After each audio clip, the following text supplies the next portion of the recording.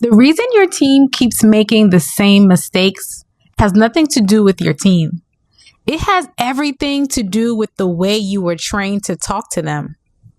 The accountability conversations you learn from HR, from management training, from every leadership book on your shelf were not designed to change human behavior. They were designed to protect your organizations from lawsuits. And no one told you that. Now, my name is Jennifer, and I am currently a talent acquisition specialist. In these few minutes, I'm going to show you exactly why that is true, what it is it's costing you, and how to lead conversations that actually work. So stay with me. Before I get into the content, let me tell you who this video is for. This is for managers, directors, team leads, and HR professionals who are doing everything right on paper and still watching their team repeat the same problems. You have had conversations, you have followed up with the process, and nothing has changed. This is also for leaders who avoid difficult conversations altogether, because every time they try, it feels awkward or scripted or like they are walking on eggshells, and they would rather say nothing than make it worse. Now, if either of these sound like you are exactly who this is made for. Let me paint you a picture. You have an employee, let's call her Tanya, smart, capable, but over the last few weeks, she's been showing up late, dropping handoffs, and her attitude in the meeting is making the whole room tense. You know you need to say something, so you prepare, you think through what HR told you, you maybe even write notes, and you go into the conversation and you say something like this. Tanya, I've noticed some behaviors that aren't aligned with our team's expectations. I want to give you the opportunity to share your perspective. Going forward, we'll need to see measurable improvements in these areas, or we may need to explore the next steps. And Tanya nods. She says she understands. You both feel relieved the conversation is over. And then nothing changes. Sound familiar? Great. Here is what actually happened in that room. You delivered an HR script, and HR scripts are not built to change people. They are built to create paper trail. There is nothing wrong with that. That is HR's job, but it's not your job as a leader. Your job is to develop your people, and those two jobs require completely different conversations. There are 3 specific reasons that scripted accountability language fails to produce real change. And once you see this, you cannot unsee it. Real reason 1, vague language creates psychological escape routes. When you say behavior is not aligned with the team expectations, your employee's brain does not hear a specific behavior to correct.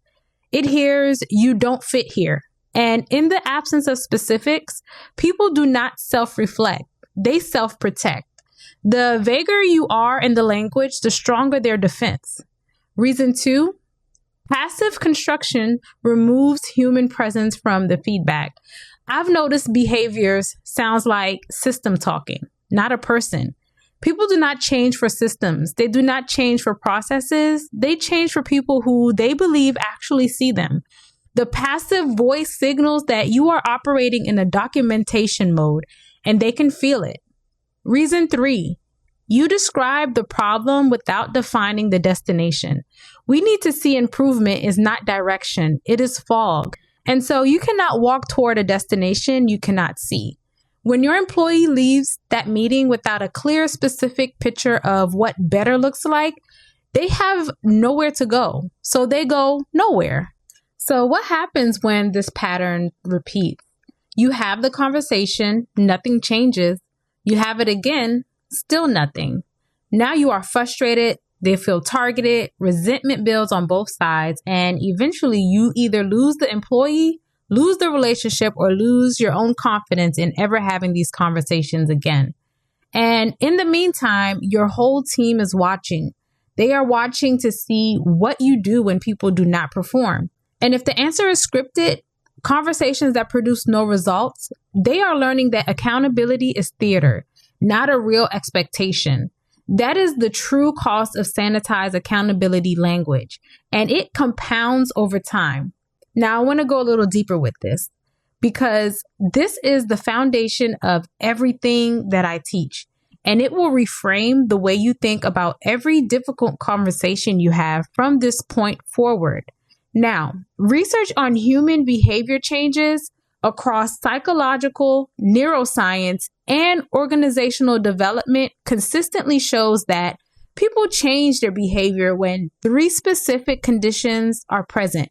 Not just 2, but 3. Condition 1, they feel psychologically safe enough to actually hear the feedback. If a person's nervous system is in threat response, if you have a formal tone or the sense that they are being processed rather than spoken to, their brain is not in a state to receive information. It is in a state to defend. You can give the most accurate feedback in the world, and it will not land if the person does not feel safe enough to hear it. Now, condition 2, they understand with precision what needs to change. Not in general, not to improve attitude or more accountability. Specifically, behaviorally, and with examples. Condition 2, they understand with precision what needs to change. Not in general, not in improve your attitude or be more accountable. Specifically, behaviorally, with real examples. The brain needs a concrete target to move forward. Vague direction is not direction at all. It is anxiety with a deadline. Condition 3, they believe that change is actually possible for them. This is the most overlooked condition in leadership. If a person has received feedback repeatedly in the way that feels like an indictment, you are the problem. Their self-efficiency for change collapses, and a person with no belief that they can change will not change. That is not stubbornness. That is neuroscience. Now, here is the critical insight. Sanitized HR accountability language systematically fails all 3 of those conditions. The clinical tone destroys psychological safety.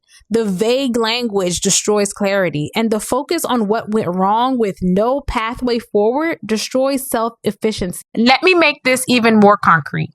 When Tanya sits across from you and hears scripted feedback, the part of her brain that processes social threat activates first. Before she consciously processes what you said, her nervous system has already registered, I am being evaluated. This is a formal process. I need to protect myself. And in that state, the prefrontal cortex, which is responsible for learning, self-reflection, and behavioral adjustment, goes offline. That part of the brain that would actually allow her to hear you and change shuts down. You are then having a conversation with someone who is physically incapable of receiving what you are trying to deliver. Not because they do not care, not because they are difficult, but because the way the conversation opened up told the nervous system it was time to brace, not to grow. This is why the same conversation repeated 6 times still produces no results. You are not having 6 conversations. You are triggering 6 defensive responses. I also want to name something that most leadership training never addresses directly. Many leaders use HR scripting as emotional armor. The clinical, distant language of formal accountability conversations is not just legally convenient. It is emotionally convenient because when you feel the discomfort of saying something hard to another human being, the script gives you somewhere to hide. It lets the delivery of the message without really being present for it. And your team can feel that. They can tell the difference between a leader who is reading from a playbook and a leader who is actually in the room with them. The scripted leader gets scripted compliance. The present leader gets real change.